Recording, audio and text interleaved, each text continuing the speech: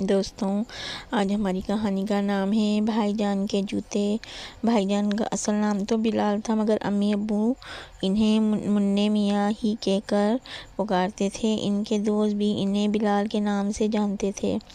Matric میں ہونے کی وجہ سے ان سے ایسی حرکت کی توقع نہیں کی تھی جیسی گزشتہ 3 مہینوں سے کر رہے تھے۔ بھائی جان مسلسل ہر ماہ اپنے جوتے گم کر رہے تھے۔ تیسری بار جب وہ جوتوں کے بغیر اسکول سے گھر آئے تو امی بے حد پریشان ہوئیں اور انہوں نے بھائی جان سے پوچھا۔ انہوں نے جو وجہ بتائی وہ امی سے مشکل ہی سے ہضم ہو پائی۔ رات کو سب ابو کے سامنے موجود تھے۔ ہاں منّے میاں، بتاؤ آج جوتے کہاں گئے؟ ابو نے پوچھا۔ ابو میں نے امی کو بتا تو دیا ہے، بھائی جان نے رونی صورت بنا کر جواب دیا، مگر اس پر اعتبار کرنا تو مشکل ہے۔ یہ کیسے ہو سکتا ہے کہ اسکول سے واپسی پر تم مسجد میں نماز پڑھنے گئے اور واپسی میں جوتے اپنی جگہ پر نہیں تھے؟ ہر بار جوتوں کو گم ہونے کی وجہ تم یہی بتا رہے ہو۔ اس مسجد میں جہاں تم نماز پڑھتے ہو میں بھی اکثر وہیں نماز پڑھتا ہوں، مگر میرے تو کیا کسی اور کے بھی جوتے وہاں سے گم نہیں ہوتے؟ منّے میاں اصل بات بتاؤ، ہر بار ایک ہی بہانہ نہیں چلے گا۔ جی ابو بھائی جان ہکلائے۔ ابو نے ان کے بعد کچھ نہ کہا اور پھر ہم سب اپنے اپنے کمروں میں سونے کے لیے چلے گئے۔ دوسرے دن صبح ابو جان بھائی جان کے اسکول گئے اور پرنسپل صاحب سے مل کر انہیں ساری صورتحال بتائی۔ پرنسپل صاحب نے کلاس ٹیچر سلطان صاحب کو بھی اپنے کمرے میں بلایا اور انہیں بھی تمام صورتحال سے آگاہ کیا۔ سلطان صاحب نے اس بارے میں اپنے مکمل تعاون کا یقین دلایا۔ ابو مطمئن ہو کر وہاں سے دفتر چلے گئے۔ سلطان صاحب دوبارہ اپنی کلاس میں گئے تو انہوں نے خود بھائی جان کو اپنے پاس بلا کر بڑی آہستگی کے ساتھ جوتوں کے گم ہونے کے بارے میں پوچھا، مگر بھائی جان یہاں بھی یہی بات گول کر گئے۔ دوسرے دن سلطان صاحب نے کسی خیال کے تحت ان تینوں بچوں کو اپنے پاس بلایا جنہیں کئی دنوں سے نئے جوتے پہن کر نہ آنے پر انہوں نے سزا دی تھی۔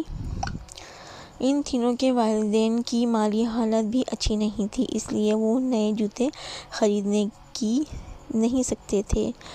یہ بات سلطان صاحب کو بھی معلوم تھی، مگر اسکول کا نظم و ضبط قائم رکھنے اور بچوں کو صفائی کی پابندی بتانے کے لیے انہوں نے ان بچوں کو سزا دینا ضروری سمجھا تھا۔ وہ تینوں مسلسل کئی دنوں سے پھٹے ہوئے جوتے پہن کر آ رہے تھے۔ آج جب سلطان صاحب نے ان کے جوتے دیکھے تو وہ نئے معلوم ہوئے۔ انہوں نے ان تینوں کو پرنسپل صاحب کے کمرے میں بلایا اور نئے جوتوں کے بارے میں پوچھا تو انہوں نے سب کچھ صاف صاف بتا دیا۔ کچھ دیر بعد سلطان صاحب نے فون پر ابو کو اصل حقیقت سے آگاہ کیا۔ ابو یہ سن کر بہت خوش ہوئے۔ رات کو کھانے کے بعد ابو کے کمرے میں بھائی جان کی حاضری تھی۔ ابو کے کمرے میں صرف انہیں بلایا گیا تھا۔ جب وہ کمرے میں سلام کر کے داخل ہوئے تو ابو نے انہیں بیٹھنے کا اشارہ کیا۔ پھر ابو بولے، ہاں بھائی منّے میاں، تمہارے جوتوں کے 3 جوڑوں کے گم ہونے کی اطلاع اور حقیقت تو مجھے معلوم ہو گئی ہے، ابو نے کہا اور کچھ دیر سانس لینے کے لیے رکے۔ جی وہ ابو بھائی جان نے کچھ کہنے کے لیے منہ کھولا۔ مجھے معلوم ہو گیا ہے کہ پہلی بار جوتے گم ہونے کے بہانہ بنا کر تم نے اپنے کلاس فیلو عبدالعزیز کی مدد کی، کیونکہ وہ ٹیچر کے کہنے کے باوجود نئے جوتے خریدنے کی طاقت نہیں رکھتا تھا۔ دوسری بار یہی تجربہ تم نے اپنے دوسرے ساتھی مدثر کے لیے کیا اور اس بار یہ کام تم نے اپنے ایک اور ساتھی شاہد کے لیے کیا ہے۔ ابو کچھ دیر رکے اور پھر کہا، بیٹا مجھے خوشی ہے کہ تم اپنے دوستوں اور اپنے ہم جماعت ساتھیوں کا اس قدر خیال رکھتے ہو، مگر اس میں یہ ایک غلطی ہو گئی۔ وہ کیا ابو؟ بھائی جان نے پوچھا۔ تم نے ان سارے معاملے میں جھوٹ کا سہارا لیا۔ کیا یہ بہتر نہ ہوتا کہ تم مجھے اور اپنی امی کو اعتماد میں لیتے تو ہم تمہیں کبھی اس کام سے روکتے نہیں۔ منّے میاں، تم نے کتابوں میں پڑھا ہوگا کہ ہمارا مذہب اسلام ہم سے یہ چاہتا ہے کہ جو چیزیں ہمارے پاس ہماری ضرورت سے زائد ہیں اس پر دوسروں کا حق سمجھیں۔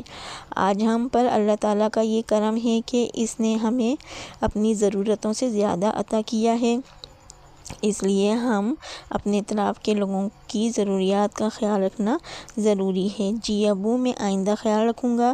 یہ کہتے ہوئے بھائی جان کو ایسا محسوس ہوا جیسے اس کے سر سے منو بوجھ اتر گیا۔ پھر وہ اجازت لے کر کمرے سے باہر آ گئے۔ نیچے ہم سب ان کا بڑی بے چینی سے انتظار کر رہے تھے۔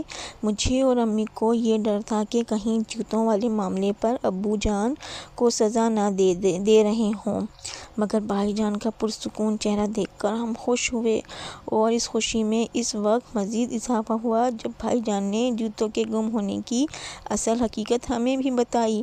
یوں کئی دنوں سے زیر بحث رہنے والا جوتوں کا معاملہ بالآخر حل ہو گیا۔